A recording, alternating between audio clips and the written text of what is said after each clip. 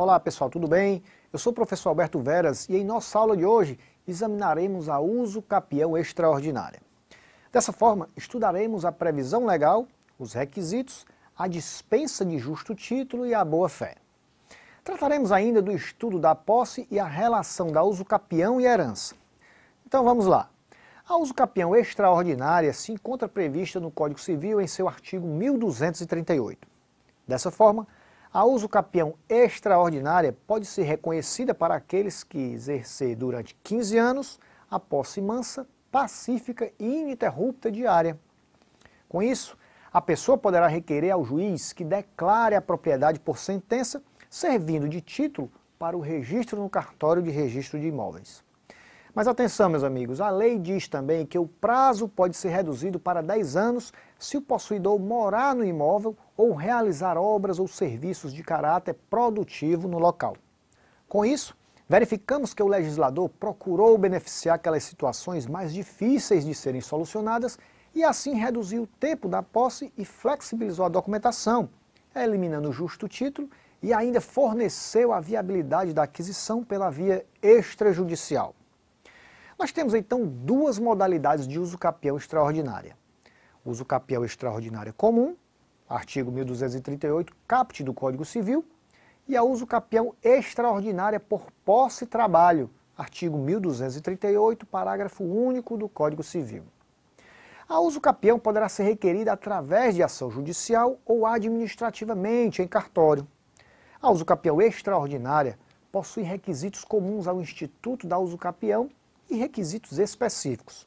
Os requisitos comuns são os seguintes: lapso temporal, em que o prazo é de 15 anos ou reduzido para 10, nos casos em que o possuidor tenha estabelecido no bem a sua residência ou realizado obras ou serviços de caráter produtivo, e o animus domini, em que o possuidor deve ter a coisa como se fosse realmente o dono.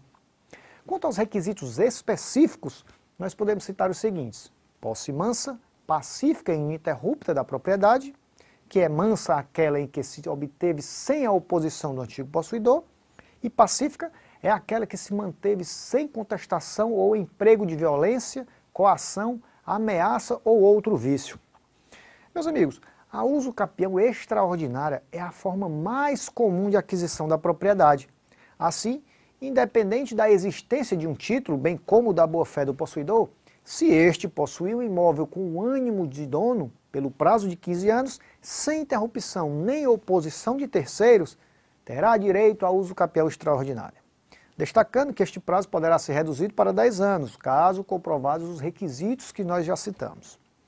Na uso capião extraordinária, não se exige que o possuidor esteja de boa fé, ou seja, mesmo que comprovadamente estivesse de má fé ao longo de todo o período, vai adquirir a propriedade somente com a comprovação da posse ad uso capione e do lapso temporal. Nós já estudamos que o justo título e a boa-fé são requisitos somente da uso capião ordinária. Vamos examinar o Código Civil em seu artigo 1196 ao tratar do possuidor. Podemos conceituar possuidor como aquele que possui, de certa forma, a posse do bem, cuida e protege o mesmo como se proprietário fosse, resguardando a conservação e finalidade de uso do bem. Vamos observar a posse direta e indireta com o artigo 1197 do Código Civil. A posse direta é aquela exercida de forma direta sobre o bem, em sua forma material. Dessa forma, exerce posse direta do bem aquele que está intimamente, diariamente, ligado diretamente ao bem. Por outro lado, a posse indireta é aquela exercida de forma indireta ao bem. O possuidor não está ligado intimamente ao mesmo. Acerca da posse justa e injusta, vocês devem examinar o artigo 1200 também do Código Civil. A posse justa é aquela posse que não apresenta nenhum dos vícios possessórios, que são a violência, clandestinidade e precariedade. No que diz respeito à posse de boa-fé e de má-fé, anotem aí os artigos 1201 e 1202 do Código Civil. Na posse de boa-fé, o possuidor desconsidera a existência dos vícios possessórios ou os obstáculos à aquisição do bem. Por outro lado, a posse de má-fé é aquela em que o possuidor não faz questão de negar ou desconsiderar os vícios possessórios existentes. Temos ainda a posse nova e a posse velha. Na posse nova, é aquela em que os atos possessórios são praticados em menos de 1 ano e 1 dia. Por outro lado, a posse velha é aquela em que os atos possessórios são praticados num lapso temporal maior que 1 ano e 1 dia. Destacamos também a posse ad interdicta e a posse usu capionem.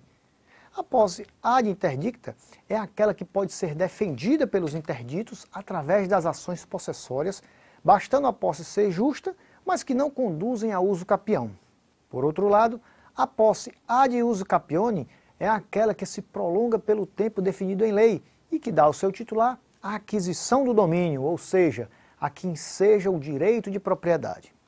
A posse ad usu capionem é a posse mansa ou pacífica, ininterrupta e com animus domini. Ininterrupta significa, logicamente, que tem que ser contínua, com a possibilidade de somar a posse através da accessio possessionis e a successio possessionis. Meus amigos, é importante também examinarmos a composse, e assim anotem aí o artigo 1199 do Código Civil.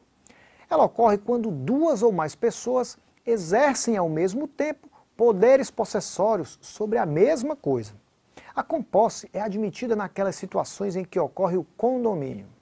E para finalizarmos a nossa aula, nós vamos examinar a uso capião e a herança.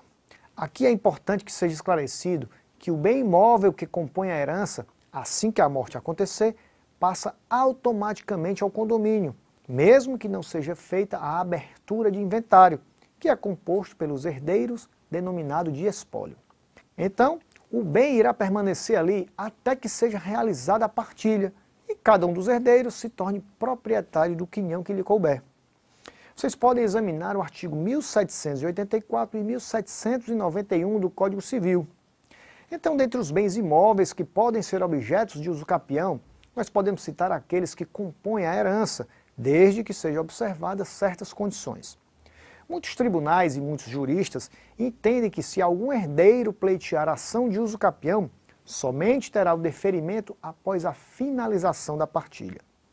Um dos fatores primordiais para que um herdeiro tenha êxito na uso capião de imóvel da herança é exatamente o exercício da posse exclusiva da parte integral do bem e ainda que tenha a expressa disposição de ter o imóvel com o animus domini, que é o ânimo de proprietário. Dessa forma, agindo como se dono fosse.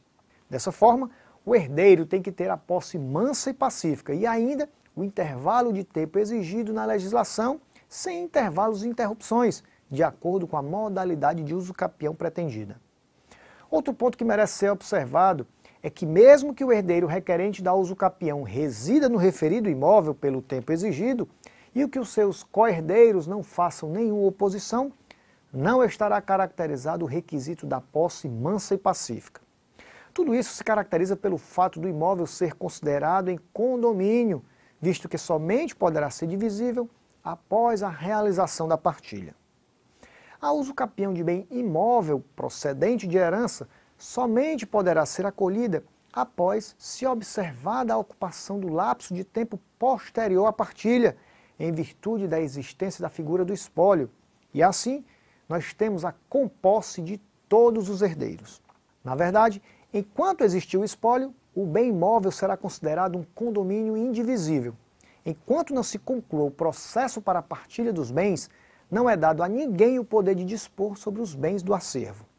Finalizamos assim a nossa aula de hoje. Não deixe então de consultar o seu material de apoio disponível em sua área do aluno para maiores informações sobre os temas aqui apresentados. Bons estudos e até o nosso próximo encontro.